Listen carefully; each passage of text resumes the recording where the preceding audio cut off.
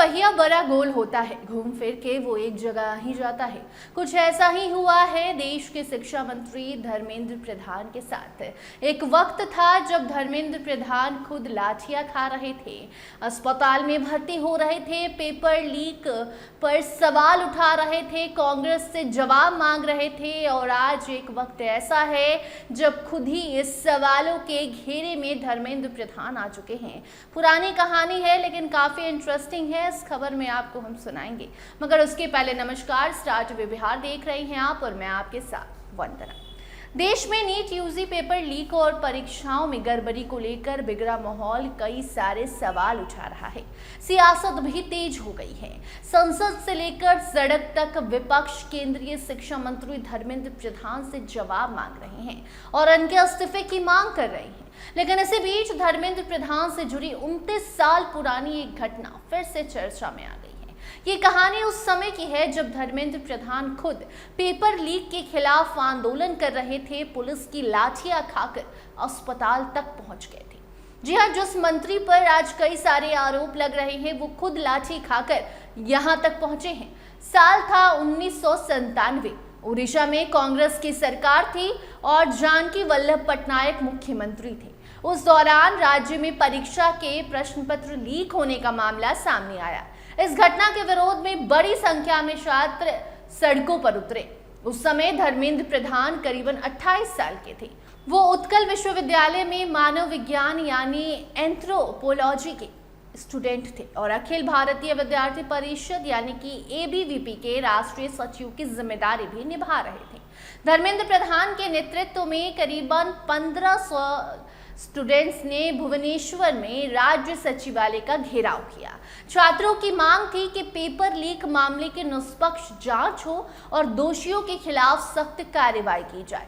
प्रदर्शन के दौरान हालात बिगड़ गए और पुलिस ने प्रदर्शनकारियों पर लाठीचार्ज कर दिया। इस कार्रवाई में धर्मेंद्र प्रधान गंभीर रूप से घायल हो गए। बताया जाता है कि उनके शरीर में कई जगह फ्रैक्चर आए और उन्हें अस्पताल में भर्ती भी कराना पड़ा। उस दौर को याद करते हुए उनके साथी और वर्तमान में आरएमजी डिग्री कॉलेज के प्राचार्य प्रशांत राउत ने बताया है कि पुलिस ने प्रदर्शन कर रहे स्टूडेंट्स पर जमकर लाठियां बरसाई थी। उनके अनुसार धर्मेंद्र प्रधान को काफी गंभीर चोटें आई थी। उन्होंने ये भी दावा किया है कि छात्र राजनीति के दौरान उन पर कई बार जानलेवा हमला भी हुआ, लेकिन वो हर बार बच निकले।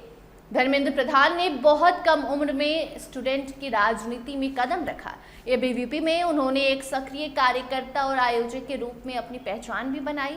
साल 1994 से 97 के बीच 2 बार संगठन के राष्ट्रीय सचिव भी बने।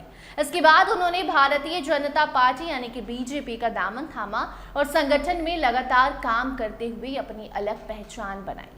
समय के साथ वो राष्ट्रीय राजनीति में पहुंचे और केंद्र सरकार में पेट्रोलियम, कौशल विकास जैसे अहम मंत्रालयों की जिम्मेदारी भी संभाली। साल 2021 में उन्हें देश का केंद्रीय शिक्षा मंत्री बनाया गया। अब बात करते हैं आज की यानी कि मौजूदा हालात की। तो साल 2026 से और सब कुछ बदल गया है। 2026 में एक बार फिर पेपर लीक का मुद्दा राष्ट्रीय बहस बन गया है। नीट यूजी परीक्षा को लेकर विपक्ष लगातार सरकार पर सवाल उठा रही है। संसद के मॉनसून सत्र में भी ये मुद्दा जोर शोर से उठाया जा रहा है।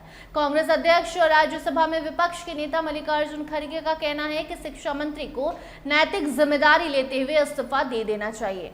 उनका कहना है कि निष्कर्ष चर्चा और जवाबदेही के लिए जरूरी कदम होगा। आगे से ऐसी गलती कोई और विभाग नहीं करेगा। वहीं सरकार इन आरोपों को खारिज कर रही है। केंद्रीय मंत्री जेपी नड्डा और संसदीय कार्य मंत्री किरेन रिजिजू का कहना है कि सरकार के पास छिपाने के लिए कुछ भी नहीं है। उनका साफ कहना है कि सरकार संसद में नीट और परीक्षा से जुड़े हर सवाल का जवाब देने के लिए पूरी तरह तैयार है। 29 साल पहले धर्मेंद्र प्रधान पेपर लीक के खिलाफ आंदोलन कर रहे एक छात्र नेता थे और आज वही धर्मेंद्र प्रधान देश के शिक्षा मंत्री हैं और उसी तरह के मुद्दे पर विपक्ष उनके जवाब और जिम्मेदारी का इंतजार कर रही है। हालांकि 1997 की घटना और मौजूदा नीट विवाद अलग अलग परिस्थितियों से जुड़े हैं, लेकिन इतना जरूर है कि दोनों घटनाओं ने परीक्षा पर सवाल उठाया है, स्टूडेंट्स के भरोसे को तोड़ा है। और एक बार फिर से सवाल वही है कि धर्मेंद्र प्रधान ने जो लाठियां खाई, आज वो बच्चों पर लाठियां क्यों बरसा रहे हैं। बाकी अब इस स्टोरी पर आपकी क्या राय है, कमेंट सेक्शन में ज़रूर बताइए। देखते रहिए स्टार टीवी बिहार।